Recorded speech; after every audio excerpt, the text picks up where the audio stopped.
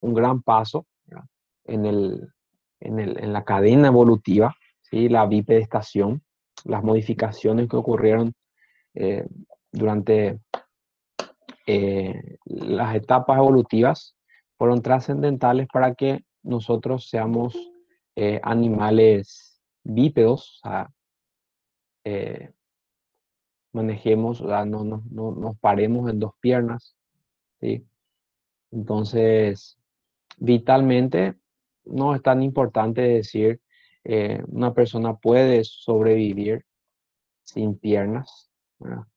De hecho, que mucha gente lo hace. Existen patologías que obligan muchas veces al médico a amputar una pierna. De repente los diabéticos que no se cuidan bien, o sea, que no cuidan bien su metabolismo glicémico, muchas veces tienen una amputación, ¿verdad? Por problemas que tienen a nivel de las arterias de los miembros inferiores. En los traumatismos también se lesionan muchas veces estos huesos de los miembros inferiores, traumatismos automovilísticos sobre todo, motocicleta, auto, atropellamientos, caídas, ¿sí? Se lesionan bastante estos miembros inferiores. Durante los deportes también, personas que están jugando fútbol, personas que juegan rugby, también pueden sufrir lesiones a nivel de los miembros. Entonces, dentro de patologías así, las más frecuentes son las fracturas a nivel de los miembros, eh, fractura de los huesos, sobre todo en los traumatismos relacionados con automóviles, pero también se pueden dar fracturas por caídas de altura, fracturas en los deportes, como les dije. Ya a más edad tenemos problemas de vascularización, que son pacientes con factores de riesgo, pacientes diabéticos, que muchas veces tienen algunas infecciones, algunas lesiones a nivel del miembro inferior que obliga al médico a amputar. En los niños también, eh, uno de los tumores más frecuentes en los niños son los tumores óseos. Y dentro, o sea, en general los tumores de los huesos son raros, ¿sí? Pero en los niños hay que pensar siempre, ¿verdad? Que presenta algunos síntomas, hay que pensar que podría o hay que por lo menos descartar un tumor óseo. Sobre todo los niños que sienten mucho dolor en la región de la pierna. Eso no es raro. O sea, los niños suelen sentir dolores a nivel de la pierna cuando están en proceso de crecimiento. No es raro que un niño de 9, 10 años le diga que le duela su pierna, sobre todo en horario de tarde, ¿sí? Hacia la tarde, hacia la noche empieza a sentir un poco de dolor. Pero cuando ese dolor ya es intenso y ya uno se da cuenta que afecta mucho a ese niño, tenemos ya que, tenemos ya que sospechar, ¿verdad? Que podría tratarse de un tumor óseo, ¿verdad? Y entonces, ese es otro de los tumores que pueden afectar a a los niños. Entonces, tumores óseos generalmente se ven en niños si es que se llegan a ver. Son raros, pero afecta más a los niños.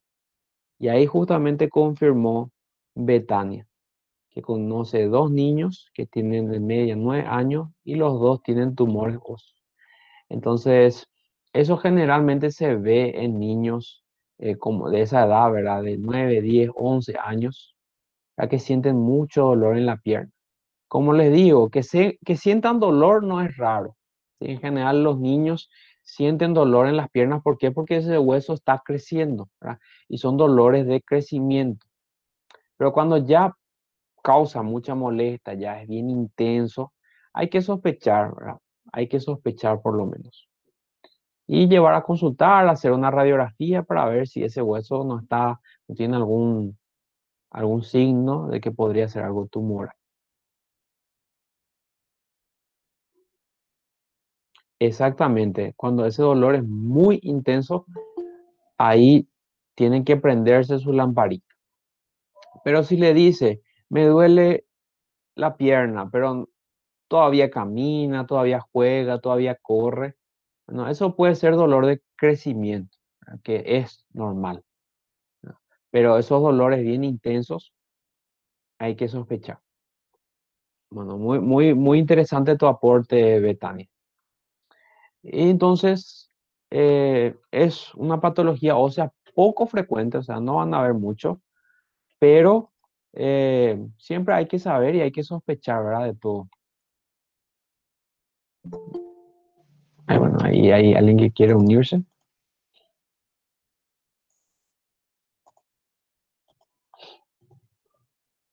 Entonces, hoy vamos a hablar de los huesos, de los miembros inferiores. Eh, ya habíamos hablado del coxal, hueso coxal también pertenece a esta unidad, pero ya lo habíamos hablado cuando vimos una parte de pelvis, ¿sí? Cuando habíamos estudiado recto, habíamos desarrollado hueso coxal, entonces ya no hace falta volver a retomar eso. Bueno, y vamos a empezar por fémur. Sí, fémur es un hueso grande, es un hueso duro, es un hueso fuerte, ¿sí? Cuando se fractura, nos da el indicio de que ese traumatismo fue grave. Cuando el fémur se fractura, quiere decir que el traumatismo fue grave o que hay alguna patología aquí. ¿Sí? Yo conozco casos de niños que se fracturaron el fémur, supuestamente cayéndose de una altura de 3 metros, ¿sí? Que no es muy alto. Los niños tienen una flexibilidad, absorben bien el impacto y es muy raro que se fracturen el fémur. Entonces, como les dije, si ustedes ven fractura del fémur y es un traumatismo grave, o sea, se estrelló la moto o chocó en un vehículo, ahí podemos ver, es dentro de lo esperado, es una fractura de fémur y nos indica que el traumatismo fue intenso. Pero si ustedes les dicen que el niño se cayó de una altura de 3 metros y se fracturó el fémur, ahí tienen que sospechar de que hay alguna condición previa en ese hueso que le hace más débil. Uno de ellos justamente es el tumor óseo, ¿verdad? Entonces, hay que sospechar eso. Hay algunos casos también que tienen fracturas frecuentes con caída o de repente fracturas espontáneas. Ahí suelen haber ya trastornos un poquito más raros, metabólicos a nivel del hueso, eh, que son trastornos genéticos donde no hay una buena mineralización ósea, ¿verdad? Y sí, no maximizo ahora porque todavía está entrando gente. Entonces, si maximizo, después saco, entro y ahí hay más desconcentración. Cuando lleguemos a 35 minutos, a las 9:35, ahí sí voy a maximizar y los que entran ya a partir de ahí ya van a tener que esperar. Pero ahora no estoy indicando nada todavía en el FEMA, estamos hablando nomás. Como les digo, si les dicen que fue una caída leve, pero ustedes encuentran una fractura de fémur, sospechen en algo, una patología previa en ese hueso. Pueden sospechar cáncer, pueden sospechar algunas patologías un poquito más raras, ¿verdad? Donde hay una alteración de la metabolización, o sea, de la mineralización del hueso. Esos cristales de hidroxiapatita no están bien formados, entonces ese hueso está débil, ¿sí? De repente por un trastorno de colágeno también puede ser. Y hay alguna patología que le llaman hueso de vidrio, ¿verdad? Que el paciente tiene un trastorno en la mineralización del hueso y se fractura muy a menudo. Entonces, cuando la caída o el golpe no fue grave, pero el paciente aún así, ustedes encuentran una fractura de fémur, tienen que pensar eso. Lógicamente también, en el caso de niños, imagínense, un niño de 1 año o de 2 años acude con su mamá al, a la consulta y el niño tiene una fractura de fémur. Ahí también tenemos que investigar maltrato infantil, ¿sí? De hecho, que creo que allá en Brasil hay luego un protocolo, ¿verdad? Donde cuando nosotros encontramos así una lesión muy grave en los niños, hay que activar los asistentes sociales para investigar maltrato infantil. Porque como les digo, ya tiene que haber mucho descuido de los padres para que el niño tenga una fractura de fémur, ¿verdad? Y cuando ven sobre todo en pacientes de edad, y sobre todo en mujeres de edad, fractura de fémur, nos indica que esa mujer tiene osteoporosis, sobre todo cuando es un paciente posmenopáusica, ¿sí? La mujer cuando llega a una etapa de su ciclo, cuando tiene 50, 55 años, deja de producir estrógeno. Y el estrógeno ayuda a mantener este hueso fuerte. Cuando deja de producir estrógeno la mujer, este hueso poco a poco va desgastándose, ¿verdad? Se debilita, ¿verdad? Y hay más riesgo de fracturas. Fracturas con traumatismo muy leves. Fracturas de cadera sobre todo suelen haber.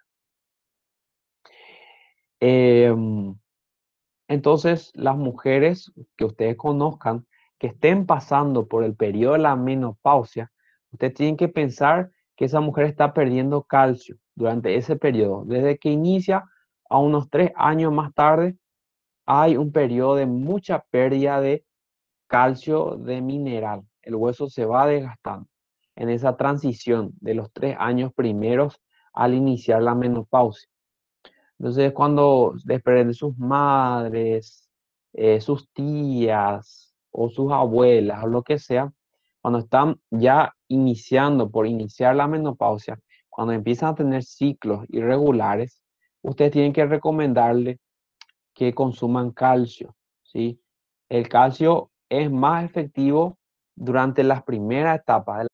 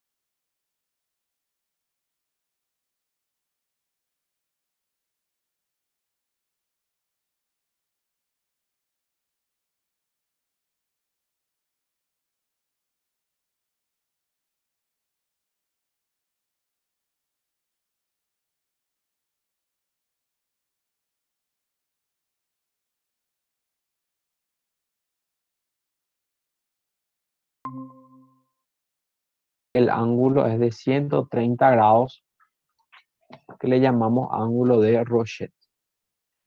A nosotros no nos importa tanto este ángulo, nosotros como médicos generales. A los traumatólogos sí, porque los traumatólogos cuando operan la cadera o cuando operan el fémur, deben intentar mantener ese ángulo, ¿verdad? Para que no haya una asimetría entre un miembro y otro miembro. Ahora vamos a hablar un poquito del macizo trocantérico, que son estas protuberancias que tiene el hueso a nivel de su epífisis. Tenemos el trocante mayor y el trocante menor.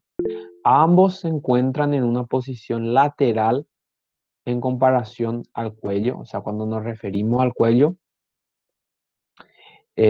ambos se encuentran lateral, ¿sí?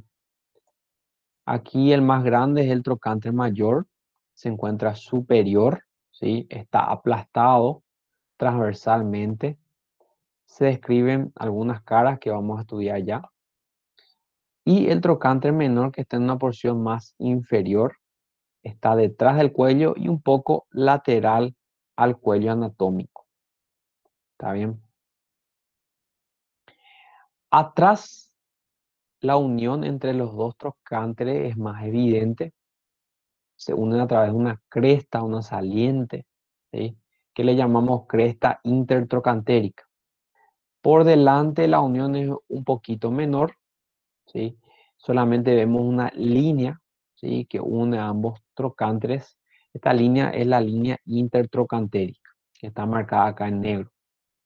Y la línea intertrocantérica termina en dos tubérculos, ¿sí? El tubérculo pretrocantíneo y el tubérculo pretrocantérico. Entonces esto con vista anterior y esto con vista posterior. En la vista anterior, como le dije, la línea que le une es menos evidente. Aquí atrás se forma una cresta.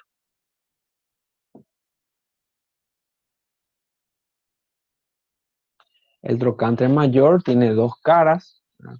Una cara lateral y una cara medial porque está aplastada transversalmente y tiene bordes, cuatro bordes. Un borde superior, un borde posterior, un borde anterior y un borde inferior.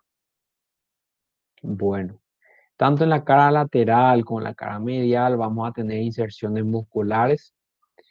Aquí en la cara lateral lo importante es que tenemos una, una cresta, ¿verdad? Que le llamamos tuberosidad glútea, ¿sí? Tenemos también la cresta del glúteo medio y tenemos también en la cara medial una pequeña cavidad, que es como un pequeño buraco ahí a nivel de la fosa trocantérica, ¿verdad? Que se llama justamente eso, fosa trocantérica, a nivel de la cara medial. Bueno, en el cuerpo se describen tres caras. Los bordes se describen, o sea, los bordes realmente nos dice el libro de que no son tan netos. O sea, uno no puede tan bien determinar estos bordes o la transición entre estas caras, ¿verdad? Porque de repente tienen más o menos una forma circular este hueso. Pero en líneas generales describimos también tres bordes. Tenemos una cara anterior, ¿sí? Una cara medial y una cara lateral, ¿sí? Cara medial, cara lateral y cara anterior. Bueno, entonces los bordes también van a ser mediales, laterales y vamos a tener un borde posterior. Este borde posterior le llamamos línea áspera, ¿sí? Línea áspera, donde también van a insertarse músculos importantes. Entonces, una cara anterior, una cara medial y una cara lateral. Un borde medial, un borde lateral y un borde posterior. El borde posterior le llamamos línea áspera. Bueno, la línea áspera realmente tiene dos labios, o sea, está formada por otra vez dos como crestas, ¿verdad? Y dentro, en medio de las crestas, tiene un intersticio, ¿verdad? Arriba, la línea áspera se trifurca, o sea, tiene tres ramas, ¿sí? Y abajo va a tener dos ramas. O sea, arriba decimos que se trifurca y abajo se bifurca. Entonces, arriba vamos a tener tres líneas, ¿sí? Le llamamos líneas de trifurcación, ¿sí? Línea de trifurcación lateral, línea de trifurcación media y línea de trifurcación media. La línea de trifurcación lateral se va a terminar en el trocánter mayor y va a formar la tuberosidad glútea. La línea de trifurcación media va a terminar en el trocánter menor. Y la línea de trifurcación medial va a ser como una espiral y va a terminar a nivel del cuello anatómico, ¿sí? Aquí. Entonces, línea de trifurcación lateral, línea de trifurcación media y línea de trifurcación media. La lateral termina en el trocánter mayor, la media en el trocánter menor y la medial termina en el cuello. Abajo se va a bifurcar en dos, ¿sí? Y van a formar la línea supracondilia lateral y la línea supracondilia medial. Y estas dos líneas van a delimitar aquí una fosita que es la cara poplitea del fémur, ¿sí? Aquí van a también pasar estructuras vasculares importantes. La cara poplitea está en la cara posterior, delimitadas por las líneas de bifurcación. Ahora hablando un poquito de la extremidad inferior o la epífisis inferior, vamos a tener dos estructuras aquí importantes. En la cara posterior se ven más, pero realmente están en todo, que son los cóndilos, ¿sí? Cóndilo medial y cóndilo lateral, que van a estar separados aquí por una fosita, la fosita intercondilia, debajo de la cara poplitea. Tanto el cóndilo lateral y el cóndilo medial están relacionados también en su porción más superior por dos salientes óseas, ¿sí? Que son más pequeñas y que están por encima de ellos. Por eso le llamamos epicóndilo medial y epicóndilo lateral. Por delante vamos a ver también esta estructura, ¿verdad? Que es la tróclea, la vista en una vista más anterior. La tróclea, así como estudiamos en el húmero, tróclea, la tróclea del húmero, que se articulaba con el cúbito, aquí en el miembro inferior también tenemos una tróclea. Esta tróclea se va a articular con la rótula, ¿sí? Vamos a ver más adelante la rótula y vamos a ver que la cara posterior de la rótula se encaja, ¿verdad? Con esta tróclea. Bueno, y a nivel de la superficie medial también vamos a encontrar un pequeño tubérculo que muchas veces no se puede distinguir bien, ¿verdad? Que es el tubérculo de tercer aductor, justamente para el músculo tercer aductor. Bueno, aquí nos habla un poquito de la tróclea, ¿verdad? Que se va a articular con la rótula. Tiene dos vertientes, una vertiente lateral y una vertiente medial. La lateral está más desarrollada, es más ancha. Y aquí va a encajar la rótula. Bueno, aquí tenemos otras estructuras que nos describen, ¿verdad? Eh, ya habíamos visto estos, ¿verdad? El supracondilio, lateral y medial, el epicóndilo lateral y medial. Y tenemos aquí un surco popliteo, como un canalcito que está encima del cóndilo lateral.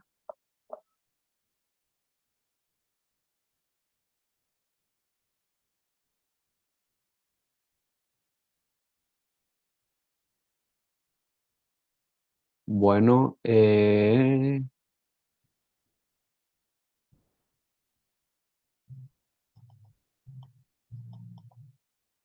bueno, Leda me dice, eh, ¿debe tomar calcio antes de entrar en la menopausia o solo después de ya tener entrado? antes, ¿sí? Y porque la menopausia, lo que llamamos menopausia, es un diagnóstico retrospectivo. O sea, nosotros sabemos que la mujer está en menopausia solamente después de que no menstruó un año, ¿sí? Ahí nosotros decimos que ella entró en menopausia, después de saber un año de no haber menstruado. Ahí sabemos que su última menstruación, que es lo que llamamos como menopausia, fue hace un año. Entonces, debe tomar suplemento de calcio antes, ¿verdad?, de entrar en la menopausia. Cuando ya empieza a tener ciclos irregulares, porque la mujer cuando va a entrar en la menopausia empieza a tener ciclos irregulares. Es decir, eh, de repente, vamos a poner una edad, 53 años, 54 años. Vemos que menstrua, por ejemplo, hoy es junio, el 12 de junio. Después vemos que su siguiente menstruación es en agosto. ¿Verdad? Ya un mes no menstruó y después volvió a menstruar. Y después en agosto, en septiembre menstruó otra vez. Pero después, recién en diciembre, otra vez menstrua. Cuando ya está siendo irregular esa mujer, ya está entrando lo que llamamos climaterio, ya empieza a tener síntomas, algunos síntomas, y entonces ahí ya está empezando a perder un poquito ya de calcio. O sea, ahí es donde se tiene que empezar ya el suministro de calcio, y continuar durante todo ese proceso de transición. Y bueno, en los 3 primeros años es donde más hay pérdida acelerada de calcio. Después sigue habiendo pérdida, pero más poco, o sea, más lento. Bueno, acá Betania pregunta, profesor, ese tumor que estaba comentando de osteomelitis, no, la osteomelitis es una infección, ¿sí? Osteomelitis es una infección de ese hueso, es una infección muy difícil de tratar. Generalmente el paciente queda internado meses a veces, queda por un mes internado para recibir su antibiótico, porque es de difícil tratamiento. Cuando el hueso se infecta con alguna bacteria, es muy complicado de tratar.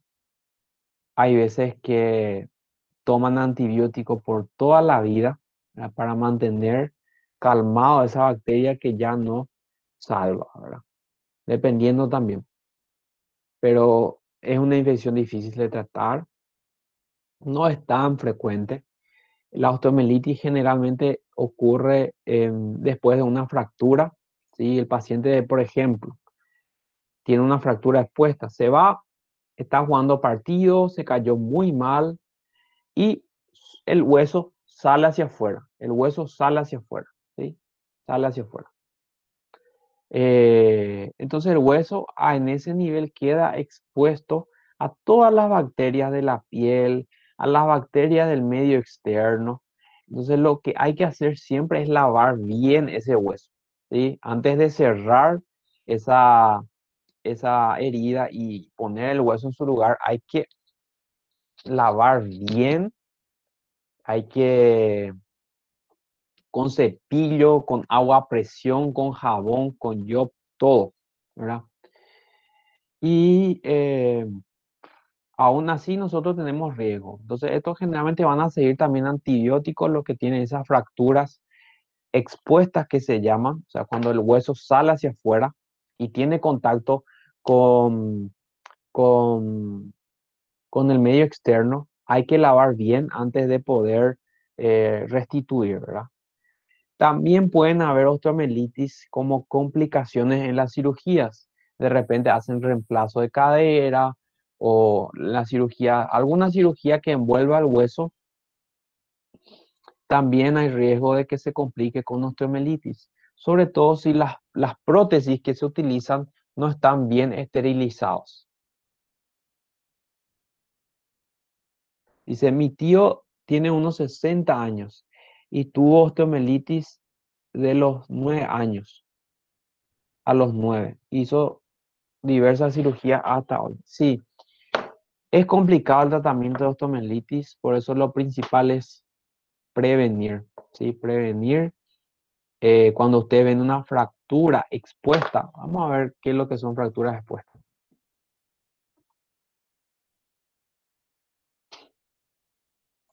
Aquí. Estas son las fracturas expuestas. Cuando el hueso tiene contacto con la superficie externa, cuando el hueso sale, ¿sí? En estos casos, nosotros no tenemos que contentarnos con poner el hueso en su lugar. Nosotros tenemos que lavar ese hueso. Imaginen esto. Tiene contacto con todas las bacterias que existen aquí en la piel, en el medio externo. Entonces esto tiene que entrar uno en el quirófano, hacerle una anestesia troncal por lo menos a este paciente y entrar con cepillo, con jabón, lavar bien ese hueso varias veces con suero a mucha presión, ¿sí? Hacer presión y lavar ese hueso. Eso tiene que hacerse en un quirófano, ¿verdad? Preparado para eso.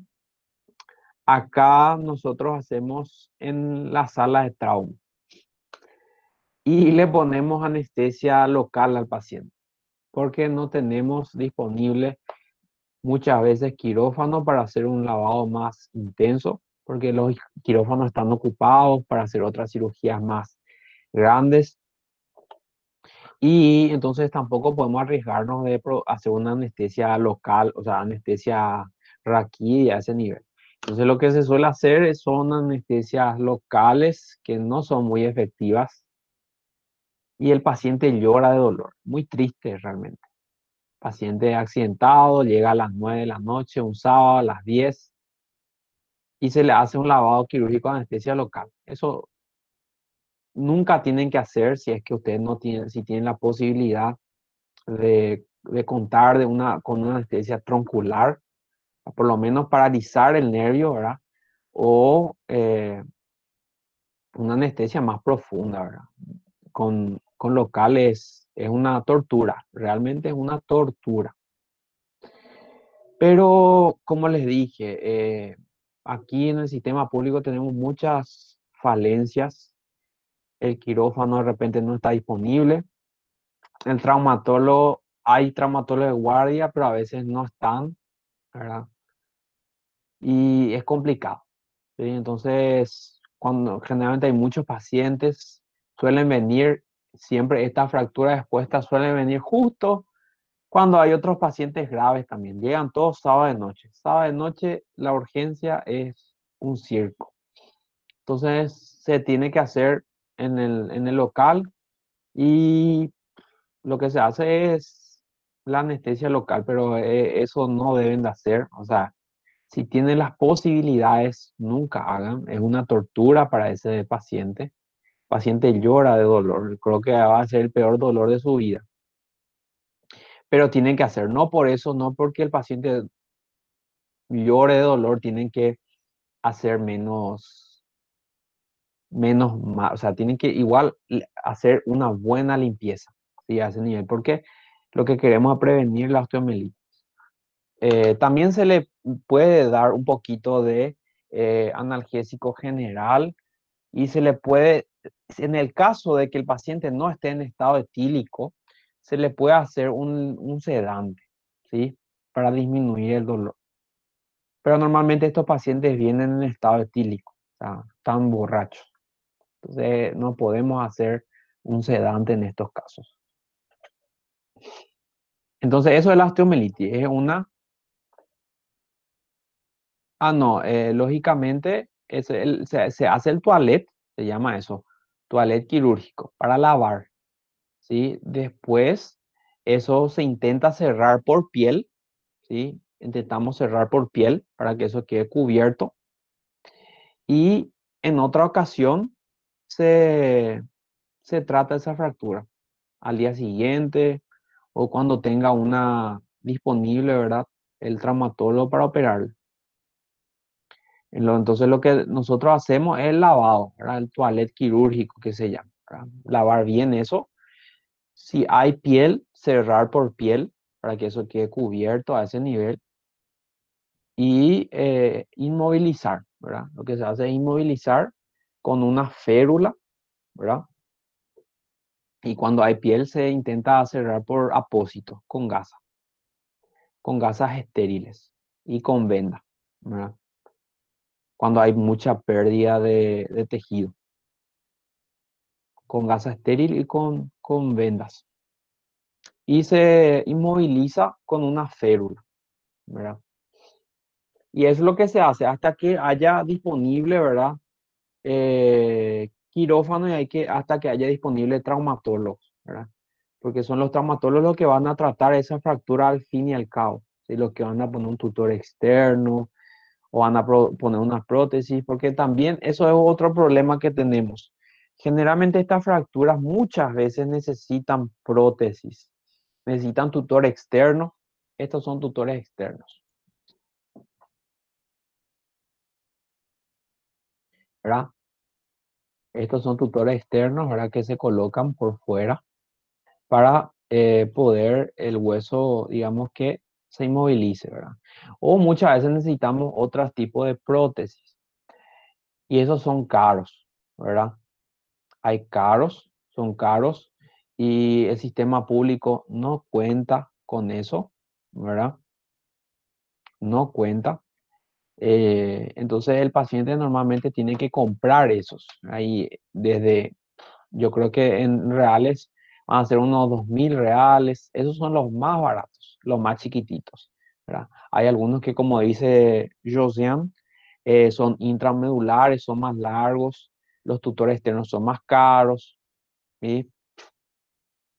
Y ahí vamos, ¿verdad? Y cuando el paciente tenga dinero, compra. Por eso es que acá accidente de moto es sinónimo de pollada, ¿sí? El paciente que tiene un familia, o sea, el paciente accidentado de motocicleta tiene un montón de gastos que realizar que el sistema público no tiene para cubrir. Entonces, su familia más o menos entra en quiebra. Tiene que comprar su prótesis, comprar los elementos de repente la cirugía que el hospital no tenga. Un gasto inmenso. Comprar antibióticos que están caros, ¿verdad? Y terminan haciendo polladas. Eso es bien famoso acá. Venden pollos con arroz por un precio, ¿verdad? Y van haciendo polladas y polladas para poder solventar el gasto el gasto hospitalario. Dice María Vicayo, estaba intentando traducir una pregunta, pero la internet cayó. Quiero preguntar sobre qué las inyecciones usadas para los jugadores de fútbol en las lesiones, porque él se recupera muy rápido. Bueno, eso vamos a ver. Ahí Josian dice, yo hice una cirugía para estabilizar una fractura de diáfisis de edema, que costó hasta 15.000 reales, pero por convenio, ¿verdad? Espera un momento, voy a conectar mi batería, está terminando.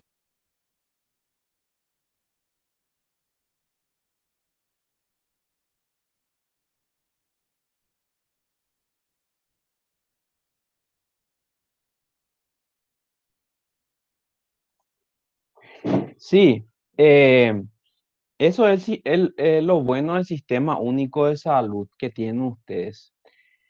Por más que también seguro tiene algunas falencias, ¿verdad? También se sobresatura a veces, pero así desde fuera yo encuentro que es un muy buen sistema de salud.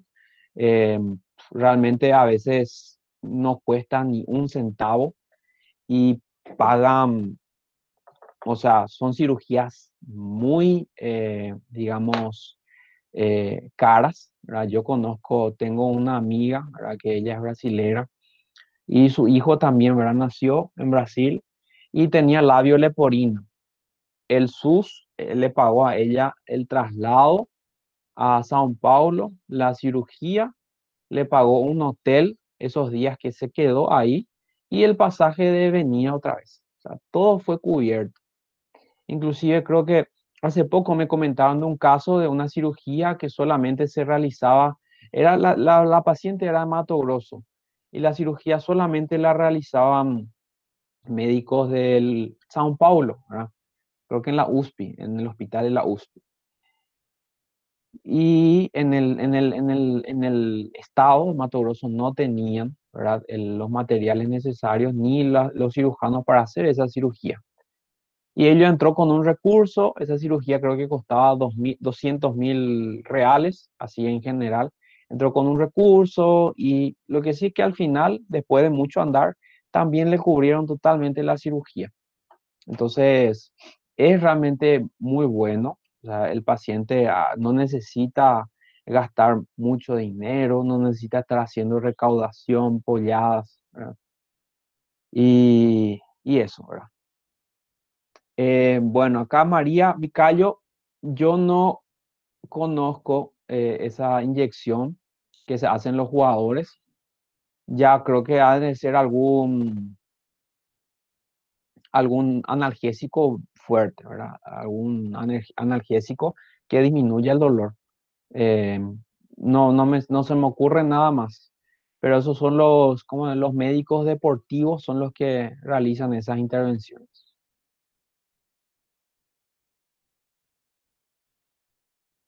Sí, exactamente.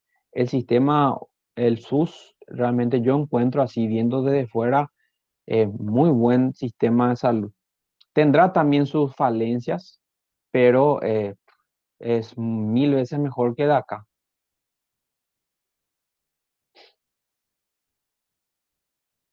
Sí, del sistema de salud americana, lógicamente, el sistema de salud americana es un sistema privatizado casi al 100%.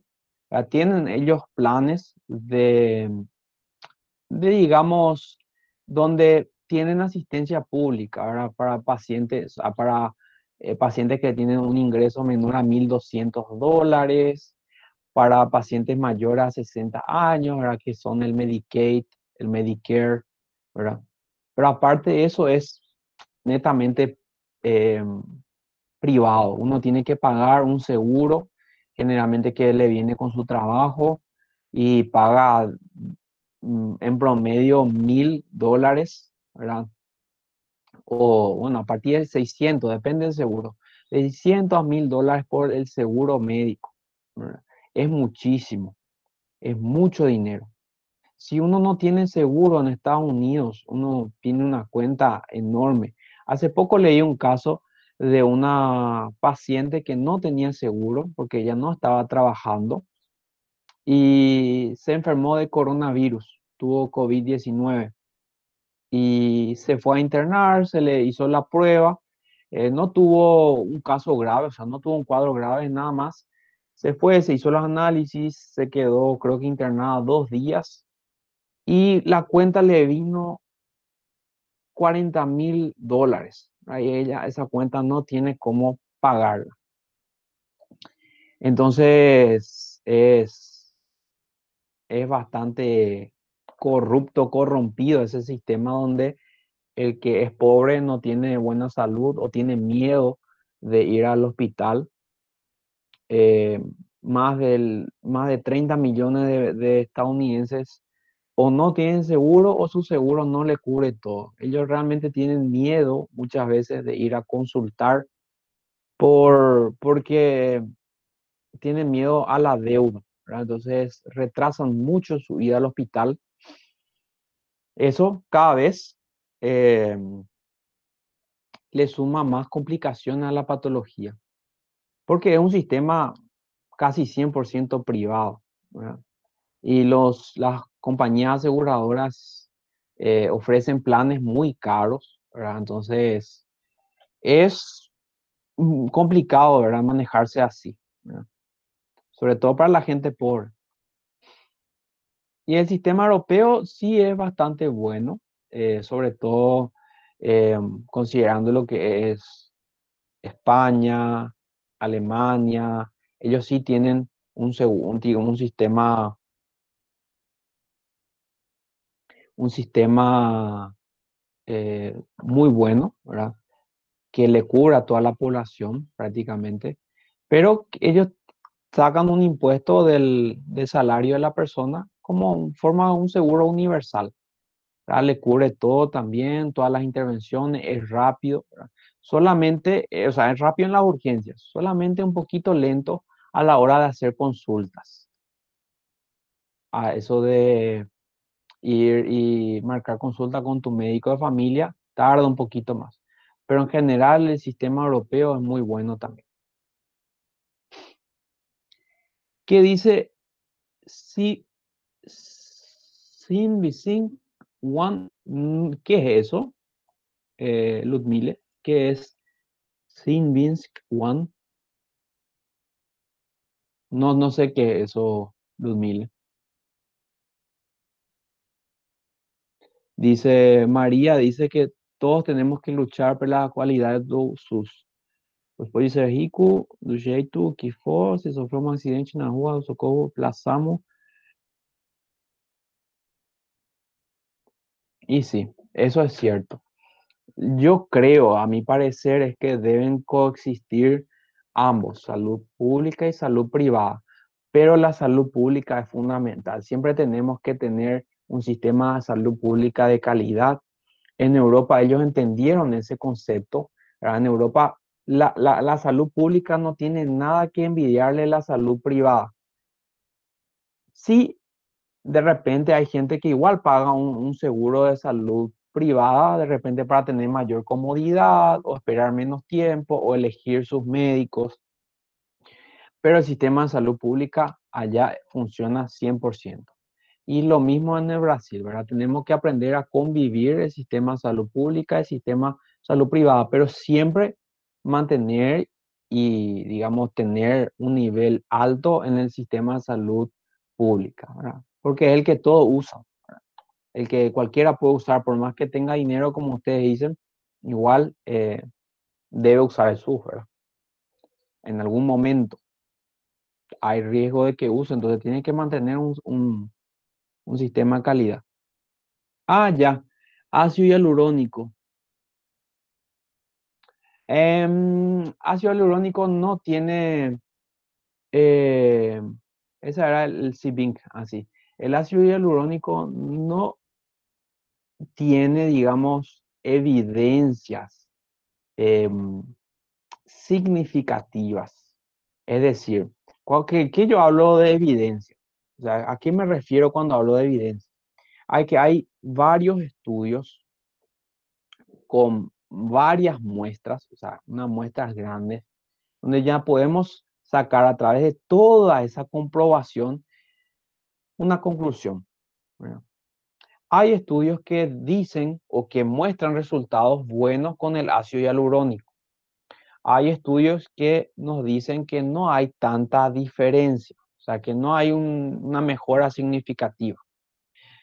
Entonces, todavía no hay, digamos, un consenso científico, no hay una evidencia clara, ¿verdad? Con eso me refiero a varios estudios con unas buenas metodologías utilizadas, con mucha muestra y que digan más o menos lo mismo, o sea, que tengan las mismas conclusiones, ¿verdad? Hasta ahora, eso con el ácido hialurónico no hay, digamos, evidencia suficiente para poder recomendar, ¿verdad? Como te digo, hay estudios que muestran su beneficio y hay estudios que dicen que no hay tanto beneficio, ¿verdad? Entonces, no hay, digamos, un, evidencia suficiente, ¿verdad? Para recomendar al 100%. Entonces, hay que investigar más y de repente, ¿verdad? Si no hay otra alternativa, podemos utilizar y si le va bien al paciente, perfecto.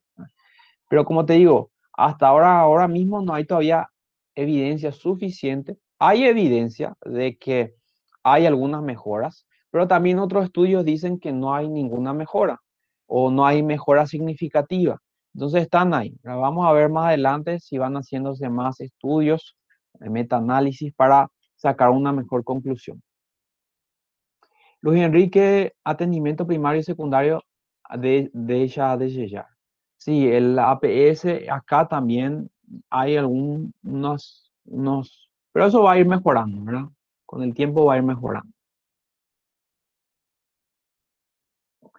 Sí, eso también es importante, ¿verdad? Sobre todo si el sistema de salud público está, digamos, avanzando o está recién comenzando y todavía no tiene la infraestructura para abarcar todas las atenciones, es importante que tenga convenio con el sistema privado, donde por falta de cama o por falta de algún procedimiento en el sistema público se pueda recurrir al privado.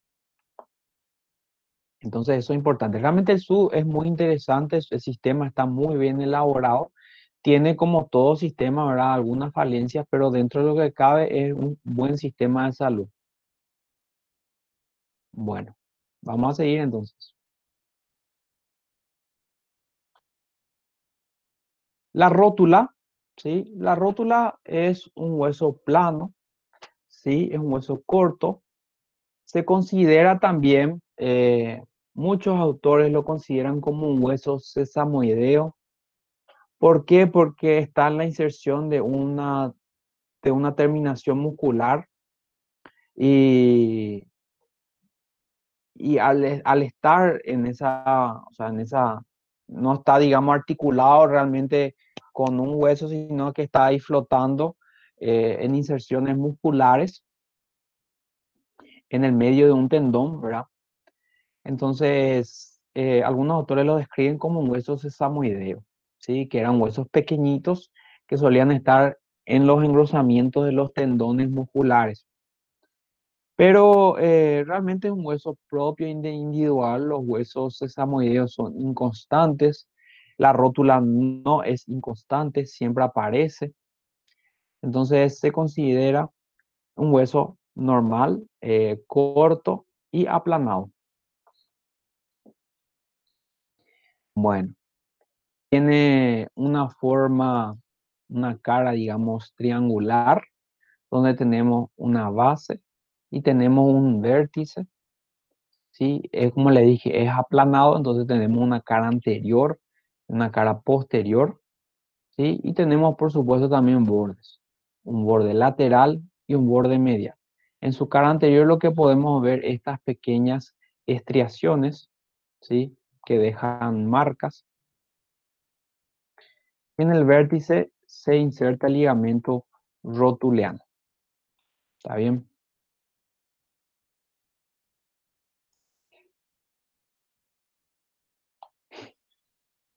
Hasta ahora tenemos dudas con respecto al primer slide.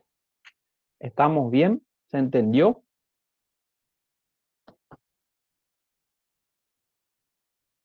Bueno, vamos a empezar en la segunda parte, ¿sí? Esto es la segunda parte de osteología. Ahora vamos a hablar de los huesos de la pierna, ¿sí? Aquí tenemos dos huesos en la pierna, dos huesos largos también. Tenemos la tibia, que es un hueso bastante también grande, bastante resistente. No tanto como el fémur, la tibia ya se fractura un poco más. Y al lado, lateralmente, tenemos un hueso también largo, pero este es un hueso más finito. De repente es un hueso menos resistente. Este hueso se fractura fácil, el peroné. De hecho, que en la fractura de pierna, el peroné es de lo que más se fracturan. Inclusive hay personas, ¿verdad? Sobre todo personas obesas que fracturan el peroné parados. Al pararse, se fracturan el peroné. El peroné es un hueso que muchas veces esa fractura no se opera, esa fractura ni se reduce tanto, ¿verdad? Queda ahí, ¿verdad? La pierna se inmoviliza, pero nada más. Porque el peroné realmente a lo que es la parte media de la pierna no tiene tanta relevancia. La tibia realmente soporta casi todo el peso, ¿sí? Casi todo el peso de la pierna. Pero el peroné sí es importante aquí, en este nivel, en el tercio inferior. Si se fractura a este nivel, ahí sí nosotros tenemos que operar.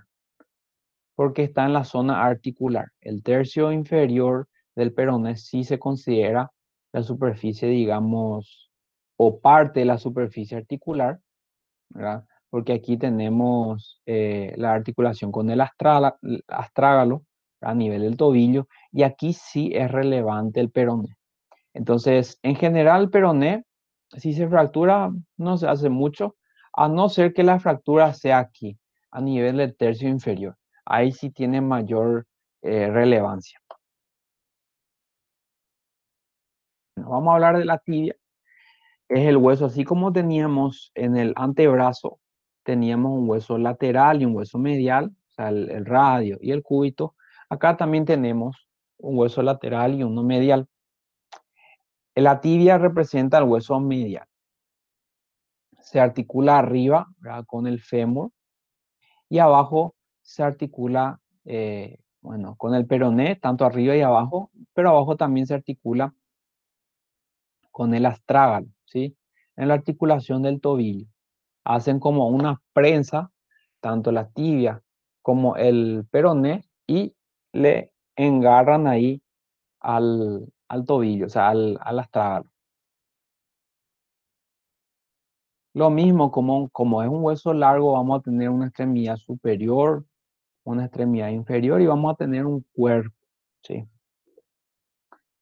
A nivel de la extremidad superior, eh, le denominamos también macizo tibial, ¿sí? Macizo tibial. Eh, Esto es su vista anterior. En su vista anterior, lo resaltante que tenemos es esta tuberosidad de la tibia, ¿sí? Es lo que se siente aquí al tocar la tibia. Si ustedes tocan ahí debajo de la rodilla, van a sentir ahí una protuberancia. Esa es la tuberosidad de la tibia. Esto es importante porque es un punto de referencia. Yo generalmente, por ejemplo, sobre todo en niños, ¿verdad? En los niños muchas veces, y de repente algunos de ustedes yo sé que son enfermeros, enfermeras, ¿verdad? O técnicos. Hay veces que es difícil encontrar una vía periférica en un niño, ¿sí? Más en los niños es bien complicadito. Sobre todo cuando está el paciente en shock, o sea, cuando está con poca sangre, digamos, inflando las paredes vasculares. Es complicado, ¿verdad?, encontrar una vía periférica, una vía venosa. Entonces, lo más rápido que podemos hacer es hacer una vía intraósea, porque cuando el paciente está en shock, necesita rápidamente tener una reposición de líquidos, y para que esa presión arterial vuelva a subir y la sangre vuelva a llegar a todos los tejidos. Entonces, a veces cuando el niño no tiene suficiente sangre, ya sea porque perdió mucha sangre o porque está con una infección muy grave, ¿verdad?, puede tener lo que llamamos shock. Y canalizar una vena, hacer una vía periférica, muchas veces resulta difícil, porque no se ven las venas, no se ve, no se siente, ¿verdad? Entonces es complicado porque el paciente está en shock. Entonces podemos optar en esos casos por realizar una vía intraósea. ¿Qué quiere decir eso? Que le vamos a cargar ese suero que normalmente le cargamos por la vena, le vamos a cargar por el hueso. Y en los niños es fácil porque estos huesos no están todavía bien calcificados, ¿verdad?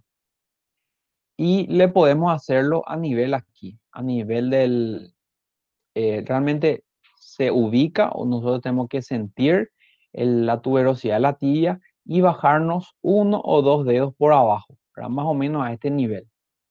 Y ahí nosotros, realmente hay un material especial que es como un taladrito, ¿verdad?, que nosotros vamos metiendo a ese nivel y haciendo como un movimiento de rotación. Pero también es posible realizar con con una, con un catéter de 14, de 16 hasta de 18, catéter de 16 También podemos hacer eso, solamente que es más complicado sin ese material que les hablé, ¿verdad? Que es como un pequeño, parece un clavo, ¿verdad? Con un, no recuerdo el nombre, pero es como un pequeño taladrito que vamos haciendo este movimiento de rotación hasta perforar el hueso. En el niño es más fácil eso, lógicamente, porque tiene sus, sus, el hueso todavía no está bien calcificado. Entonces es importante esta tuberosidad de la tibia para determinar el punto donde yo voy a realizar una vía intraósea, que sobre todo en los niños esto salva vidas. Bueno, eso está más o menos en el punto medio de la epífisis superior. Si nos vamos más lateral, vamos a encontrar el cóndilo lateral y un poco más medial vamos a encontrar el cóndilo medial. Entre el cóndilo lateral y la tuberosidad de la tibia tenemos también un pequeño relieve que es el tubérculo de Jerdí, ¿sí? Tubérculo de Jerdí, que es una saliente, ¿verdad? Arriba, ¿verdad? Vamos a tener, ¿verdad? Tenemos el cóndilo lateral, el cóndilo medial, ¿verdad? Pero arriba vamos a tener también la superficie articular, ¿verdad? Que va a articular con los cóndilos del fémur, ¿sí? Aquí queda el cóndilo lateral y aquí el cóndilo medial del fémur, ¿verdad? En estas superficies articulares. Y en el medio se van a levantar dos estructuras, ¿verdad? Que son las eminencias intercondilias. Aquí tenemos la eminencia intercondilia medial y la eminencia intercondilia lateral. Y entre el medio otra vez se forma un pequeño surco, ¿sí? Y esto es lo que le estaba hablando, pero una vista superior. Entonces tenemos una carilla articular lateral, una carilla articular medial. Estas carillas en sus bordes, digamos, más articulares, tienen una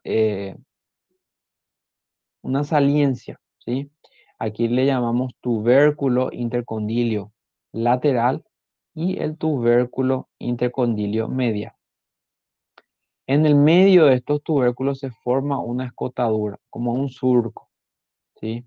Que es la escotadura intercondilia. Por debajo, por enfrente vamos a encontrar una superficie que es el área intercondilia anterior y luego tenemos el área intercondilia posterior. Aquí es donde va a caer el peso del fémur, ¿sí? Aquí se va a articular el fémur. Los cóndilos quedan apoyados en estas carillas articulares. Pero vamos a llegar a hablar luego también de la articulación de la rodilla. Entonces, con eso solamente es conocer algunas estructuras que luego vamos a volver a repasar eso. Bueno, a nivel del fémur vamos a tener, perdón, de la tibia, vamos a tener en nivel de su cara eh, tres caras, ¿sí? A nivel de su cuerpo vamos a tener tres caras, una cara medial, una cara lateral y una cara posterior. Cara medial, cara lateral y cara posterior. Lógicamente, también vamos a tener tres bordes, un borde anterior, ¿sí? Un borde medial y un borde interóseo, ¿sí? El borde interóseo queda lateral y es el que va a tener la membrana interósea que le va a unir con el peroné.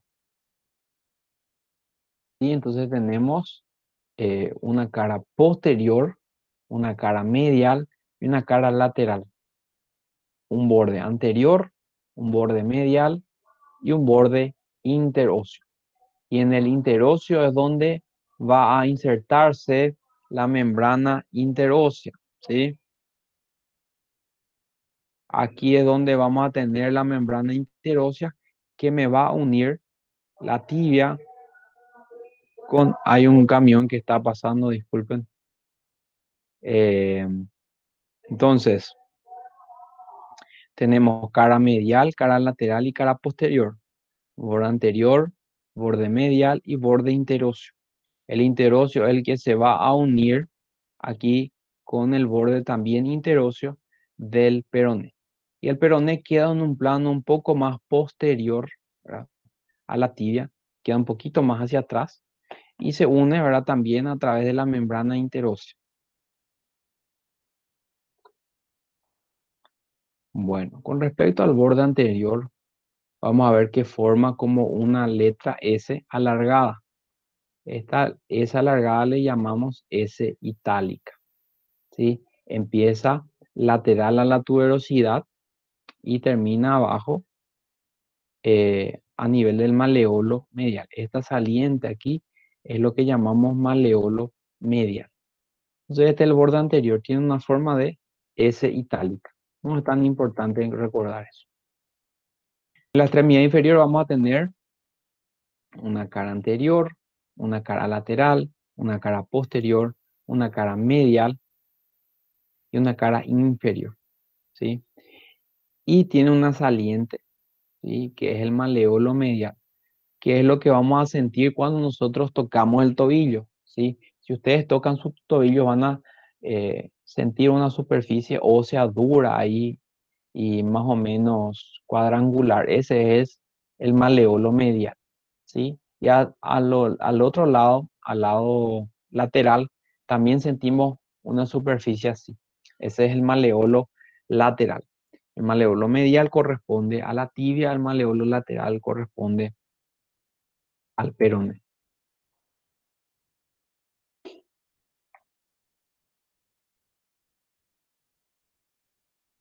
Bueno,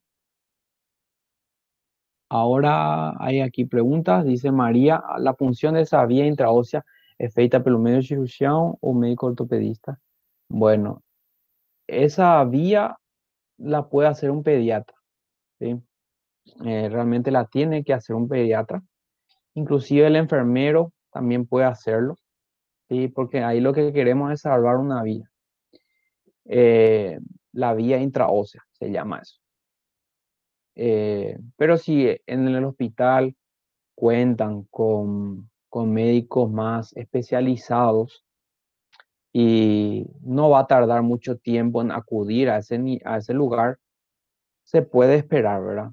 Pero lo recomendable es hacer en el momento, porque cada segundo cuenta, ¿verdad? Y eso lo puede hacer el médico pediatra, ¿sí? De hecho, que lo hace el médico pediatra en línea en general. Ahí lo que queremos es cargar líquido en los vasos sanguíneos de de esa persona, ¿verdad? Generalmente los niños. Ahí es donde más se usa la vía intraósea. En los adultos, muy raro.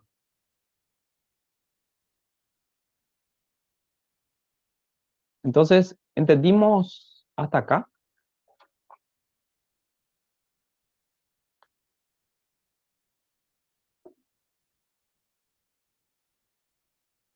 Sí, sí, Luis Enrique.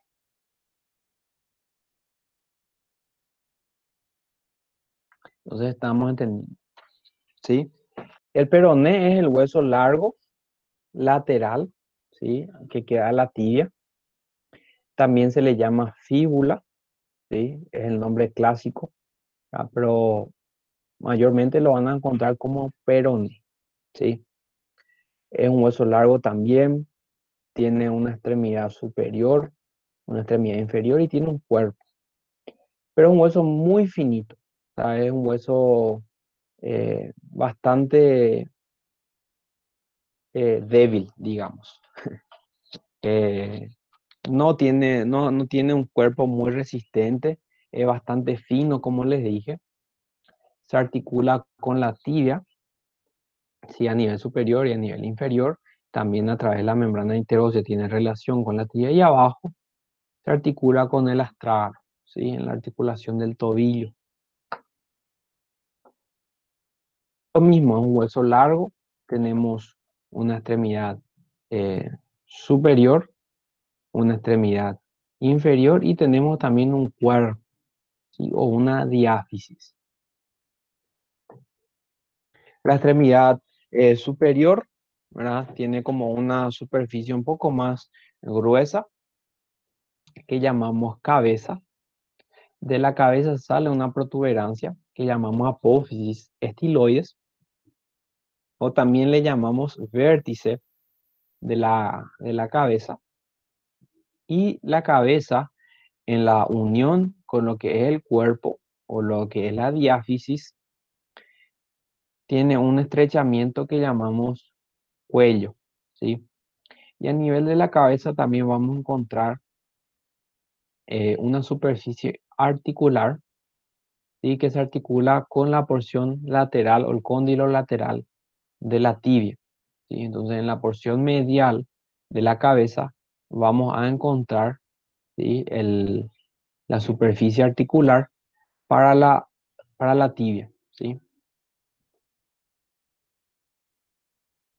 Aquí un poquito diferente, vamos a ver, pero en líneas generales se describen también tres caras. Tenemos una cara medial, una cara lateral y una cara posterior. Pero realmente las caras no están bien definidas, es más bien arbitrario esto. Como le dije, el peroné es muy fino, es muy débil y las caras no están bien delimitadas. Lo mismo con los bordes. Tenemos un borde anterior, ¿sí? Tenemos un borde posterior, ¿sí? Y tenemos un borde interóseo. Ahí es lo que cambia un poquito. Vamos a ver por qué.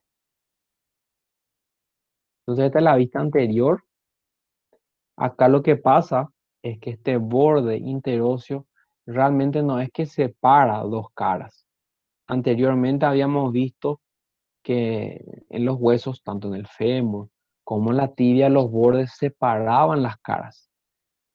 Aquí el borde interóseo no separa una cara, sino que se encuentra dentro de la cara medial. Entonces aquí es la diferencia. Por eso es que hablamos de un borde interóseo, pero realmente este borde interóseo no separa ninguna cara. Se encuentra dentro de la cara medial. Bueno, la extremidad inferior vamos a tener que termina en lo que llamamos maleolo lateral. Y es eso también lo que sentimos nosotros a nivel del tobillo. Por eso es que si se fractura esta región, corremos riesgo de que esta articulación se vea dañada. Entonces, solamente suelen tratarse quirúrgicamente las fracturas del peroné que ocurren a nivel del tercio inferior, a nivel de la articulación.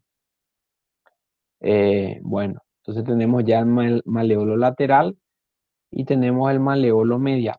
Esto, como pueden ver, forman una pinza a este nivel que me va a articular con el astrágalo, ¿sí? Con el astrágalo. Forman como una pinza que articula ahí con ese hueso del tarso, el hueso del pie, el astrágalo, que forma la articulación del tobillo. Y aquí, ven, este sería el borde anterior que me separa a mí la cara lateral y la cara medial del peroné. En la cara medial vamos a encontrar el borde interóseo. Entonces, el interóseo no es que está separando ninguna cara, sino que se encuentra en la cara medial. Y tenemos el borde posterior que me está separando mi cara lateral de la cara posterior. Y aquí no tenemos ningún borde, ¿sí? No tenemos ningún borde porque la transición entre la cara medial y la cara posterior es muy, o sea, no está bien delimitada y no tiene una marcación muy evidente. Entonces no tenemos aquí un borde que separa la cara medial y posterior. Entonces en el peroné describimos un borde anterior, un borde interóseo y un borde posterior. Y la membrana interósea se inserta aquí a nivel del borde interóseo que se encuentra en la cara media.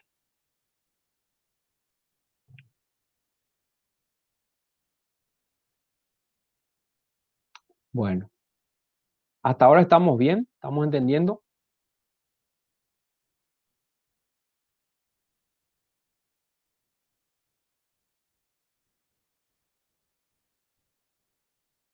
Bueno, ahora vamos a hablar de los huesos del pie, que es la última parte de huesos eh, de miembros inferiores, ¿verdad? Estos huesos son parecidos, ¿verdad? Tienen su correlación con lo que son los huesos de la mano y tenemos también aquí los huesos que llamamos huesos del tarso. También tenemos los huesos del metatarso. Y aquí teníamos metacarpo. Ahí en el pie tenemos metatarso. Y por último tenemos las falanges.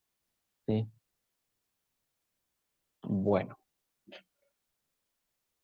los huesos del tarso. ¿Sí? Tenemos la fila posterior y la fila anterior. Así también en el carpo teníamos la fila anterior y la fila, no, perdón. En el carpo teníamos una fila superior y una fila inferior. Acá tenemos una fila posterior y una fila anterior. La fila posterior está formada por dos huesos grandes. ¿Sí? Todos estos huesos se clasifican como huesos cortos, o sea, son cúbicos. Se los describe como cúbicos, o sea, con 6 caras. En la fila posterior vamos a tener el astrágalo y el calcáneo. ¿Sí? El astrágalo está arriba del calcáneo. El astrágalo es el que va a articularse con la tibia y con el peroné para formar ahí la articulación del tobillo. Es el que me va a dar este movimiento a nivel del pie. Bueno, hacia adelante tenemos otros huesos. Esta es la fila anterior. Tenemos las 3 cuñas, cuneiforme, medial, medio y lateral, o primer cuneiforme, segundo cuneiforme y tercer cuneiforme. Lateral al tercer cuneiforme tenemos el hueso cuboides, y detrás de los 3 cuneiformes vamos a tener el hueso navicular. Y con eso completamos la fila anterior. El astrágalo también se le llama talus, ¿verdad? De eso viene el talón, ¿verdad? Es el más superior de todos los huesos aquí que vemos y no tiene inserciones musculares. Los músculos pueden pasar lateral, superior o lo que sea en relación a él, pero no se insertan en él. Se articula, como les dije, con la tibia y con el peroné en arriba, ¿verdad? Para formar la articulación del tobillo. Con el calcáneo se articula hacia abajo a través de 3 carillas articulares porque queda encima del calcáneo. Y por delante se articula con este hueso que es el hueso navicular. Se describen aquí 3 partes.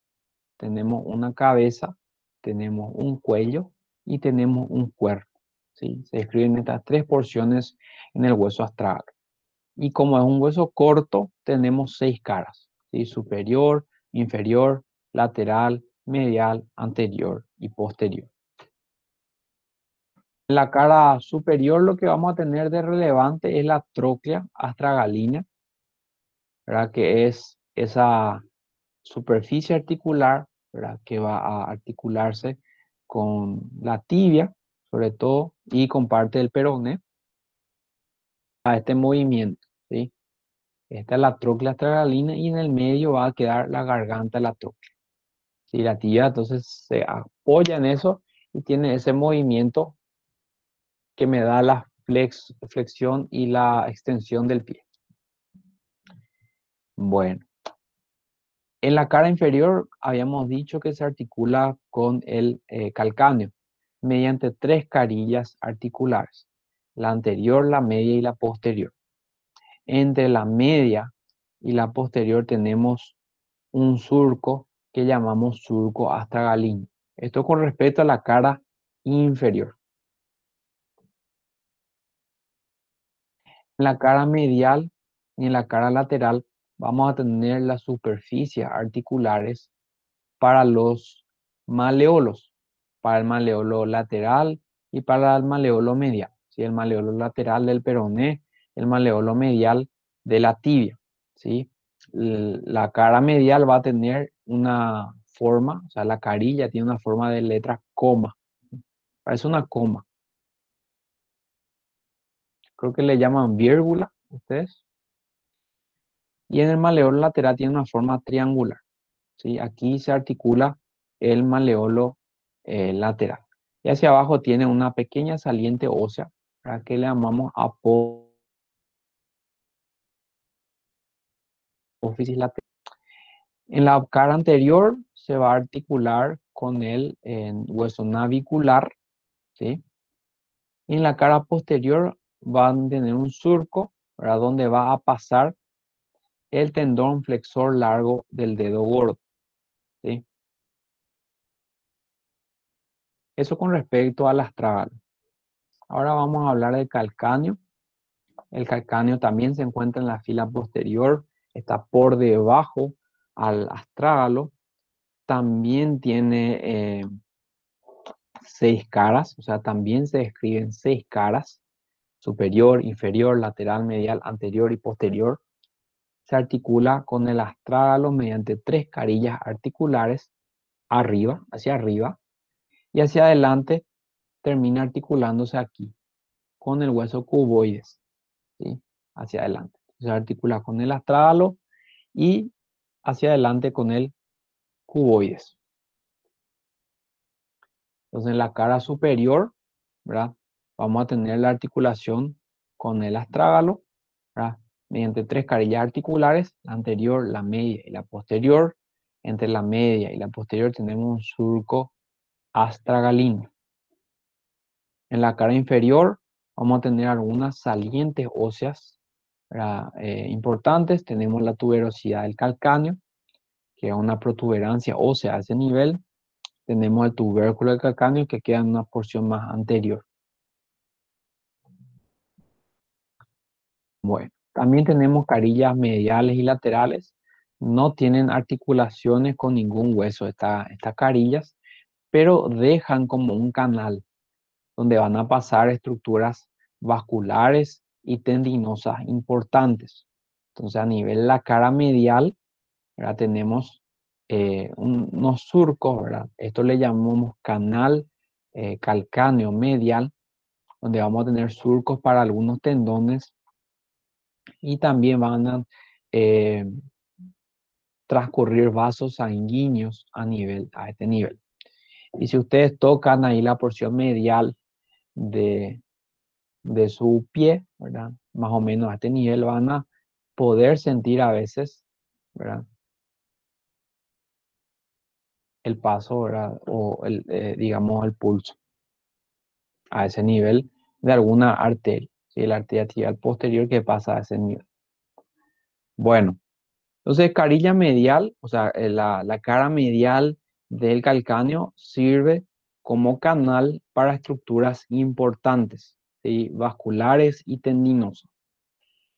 A nivel lateral, lo que más importa aquí es una pequeña saliente ósea que llamamos tróclea peroneal, donde van a pasar los músculos peroneos, ¿sí? Debajo va a pasar el peroneo largo y encima va a pasar el peroneo corto, ¿sí? Que vamos a estudiar esos músculos más adelante. Entonces, el canal calcáneo medial da paso a 3 tendones flexores y al paquete de báculo nervioso tibial posterior. Entonces, ¿qué pasan aquí? El tibial posterior, el músculo, ¿verdad? El flexor de los dedos, músculo flexor de los dedos. Luego tenemos el paquete báculo nervioso tibial posterior. Tenemos venas, arterias y nervios. Y detrás vamos a tener el músculo o el tendón, mejor dicho, del músculo flexor largo del dedo gordo. Entonces, eso es importante con respecto al calcáneo, que en su carilla medial deja pasar estructuras vasculares y tendinosas importantes. Y esto es lateral, ¿verdad? Lateral le habíamos dicho que teníamos la tróclea, ¿sí? Que era una pequeña saliente ósea. Por encima pasaba el peroneo corto y por debajo pasaba el peroneo largo.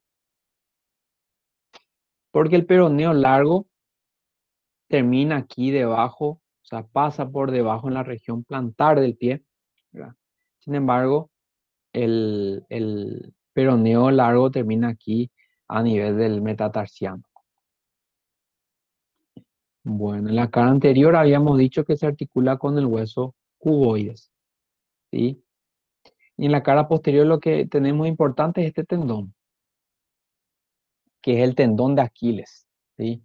El tendón de Aquiles, porque supuestamente este era el punto débil de Aquiles. Según la mitología griega, Aquiles creo que era un semidios, ¿sí?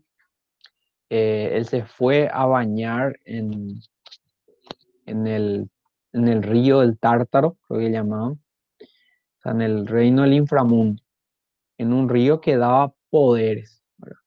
pero si uno se sumergía totalmente, no iba más a poder salir.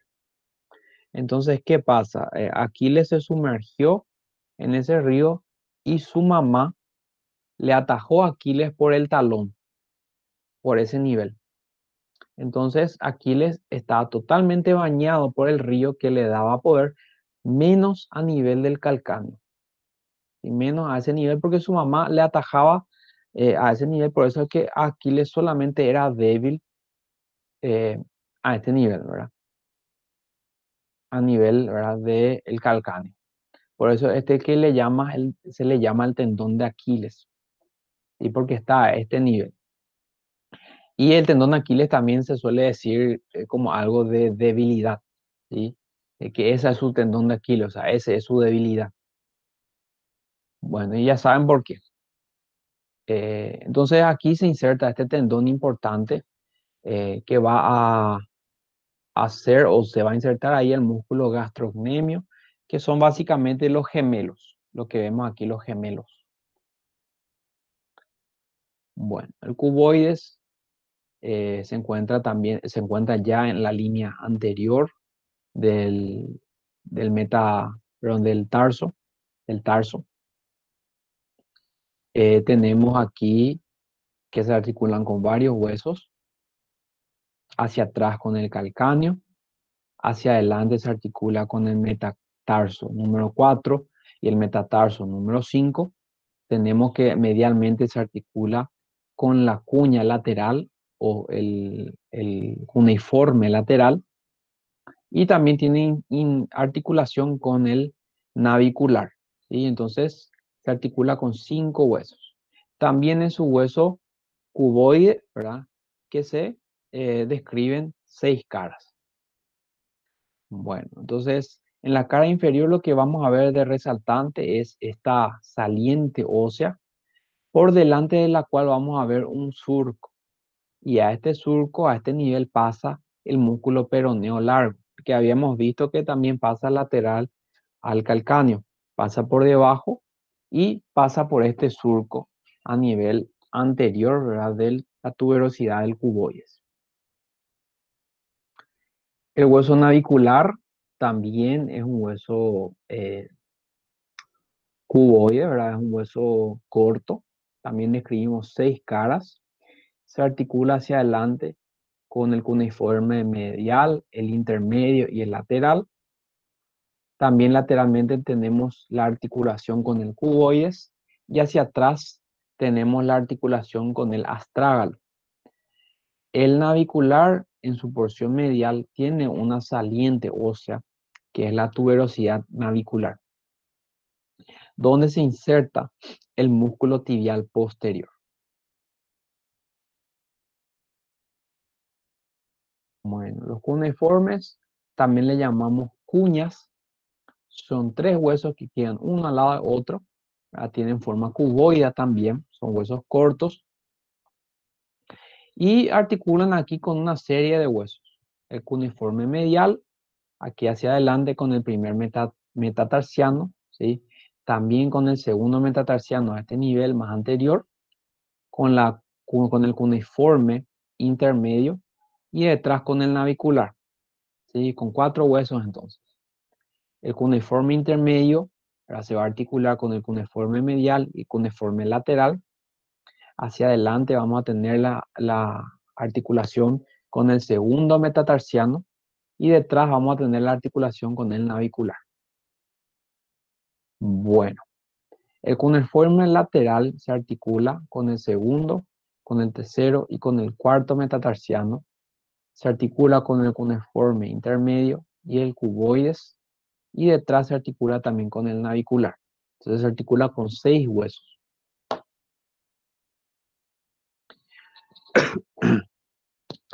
Bueno, ahora vamos a hablar de los metatarsianos. Estos son huesos largos, ¿sí? Tienen entonces una base o una extremidad proximal o una extremidad posterior o superior. Y una epífisis distal, también llamada cabeza. Entonces la base y la cabeza, ¿sí? Son 5, están articulados unos con otros también. Eh, el número 1 es el más corto, pero es el más voluminoso, ¿sí? El número 1 también tiene relación con dos huesos sesamoideos, ¿sí? En su cara plantar.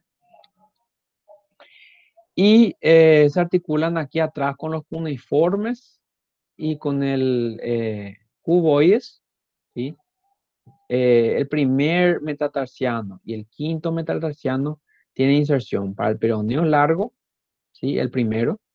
Y el quinto tenemos también inserción para el peroneo corto y el tercer peroneo, que vamos a ver más adelante. Entonces, estos músculos vamos a ir estudiándolos. Entonces, ahora nada más mirar un poquito sus inserciones sin intentar memorizar tanto. Cuando veamos los músculos realmente, ahí vamos a entender mejor todo. Los falanges son también huesos largos, ¿verdad? Tenemos 3 falanges en la mayoría, o sea, en 4 huesos, y el primer hueso, perdón, los 4 dedos, pero el primer dedo solamente tiene 2 falanges. Lo mismo pasa a nivel de la mano. El pulgar, en el caso del pie le llamamos dedo gordo, solamente tiene 2 falanges. El resto tiene 3 falanges. O sea, una falange proximal, media y distal. Son huesos largos, también lo mismo, van a tener una base y van a tener una cabeza, ¿sí? Y aquí vemos las articulaciones de todos los huesos, con cuántos huesos se articula cada hueso, ¿verdad? Ahí vemos en líneas generales, ¿verdad?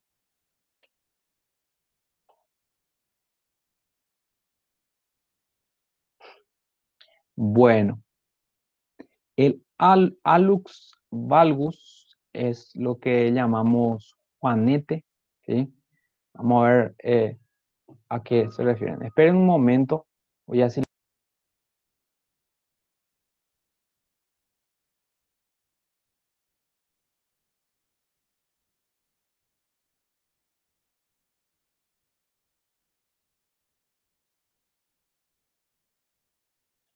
Aquí sonó mi teléfono, por eso nada más. Eh,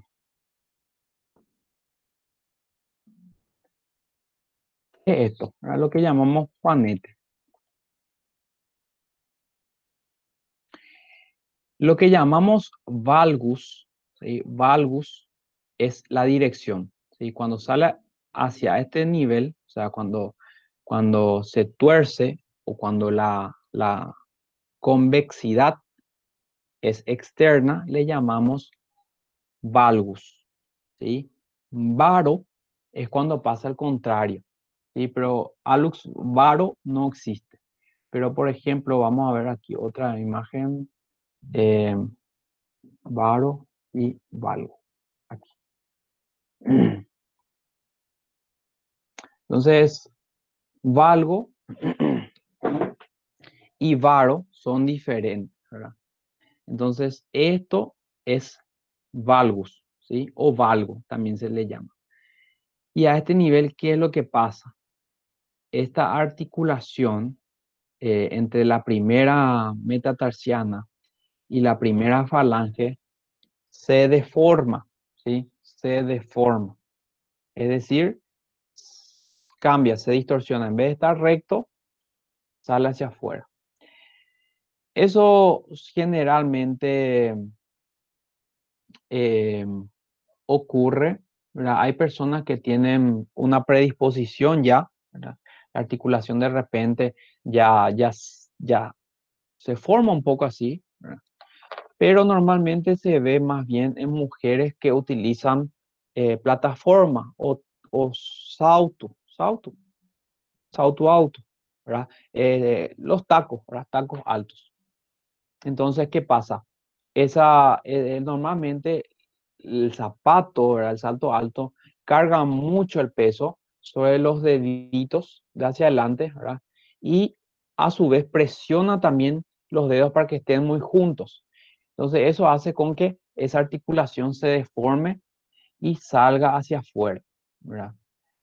Entonces, lo que tenemos que hacer es prevenir, ¿verdad? Prevenir utilizando zapatos cómodos, no utilizando tanto salto alto, ¿verdad? O zapato de taco alto, que le llamamos nosotros, eh, porque se corrige, ¿sí? Existe cirugías correctoras, pero generalmente lo que se hace es cortar un poquito del hueso, ¿verdad? Para que se quede más o menos en la misma forma, ¿sí? No son, digamos, unas cirugías, digamos, muy funcionales, son más bien un poco estéticas, ¿verdad? Entonces, eh, no manejo mucho esa parte de cirugía de juanete, ¿verdad? Eso lo hace el traumatólogo, pero lo mejor es prevenir. Entonces, lo que tienen que hacer es utilizar zapatos cómodos, que la planta anterior, o sea, el zapato, vamos a ver aquí zapato, vamos a poner,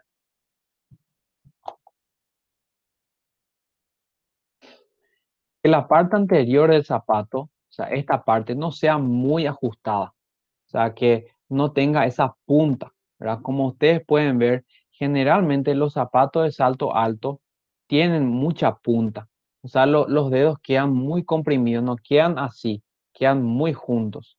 Y eso, sumado al peso, ¿verdad? Que le da el salto alto, deforma esa articulación. Por eso es más frecuente en mujeres, pero también pueden verse en hombres. O sea, estos zapatos, por ejemplo, podrían favorecer también al juanete, ¿sí? Esta punta, ¿verdad? Que no es tan plana. Entonces, usar estos tipos de zapatos por mucho tiempo, durante muchos años, puede perjudicar y puede producir esos juanetes. Pero como les digo, hay también personas que, por más que se cuiden, por más que no utilicen salto alto, ni siquiera estos zapatos con punta fina, tienen riesgo y desarrollan juanetes, ¿verdad? Sin tener todo eso. Pero como le digo, esto agrava y en personas que tienen ya predisposición pueden empeorar. ¿Está bien? ¿Se entendió? Y sí, hay formas como corregir, pero te digo, no son unas cirugías muy funcionales. Porque eso también ahí, esa lesión a ese nivel se inflama y duele también, muchas veces. Entonces, creo que podemos dejar la clase por acá. Vamos a seguir el miércoles que viene. Les deseo un muy buen fin de semana y que pasen bien.